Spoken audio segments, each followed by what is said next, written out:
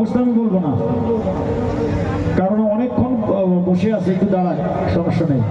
আর বলি, যারা আপনারা ইউটিউবার রয়েছেন এখানে, আমার প্রত্যেকটা গানের কপিরাইট আছে। আপনারা দয়া করে এই মঞ্চে কোনো গান আপনারা ইউটিউবে দয়া করে আপলোড করবেন না, কারণ অনেকের ইউটিউব চ্যানেল কিন্তু ডিলেটেড হয়ে গেছে।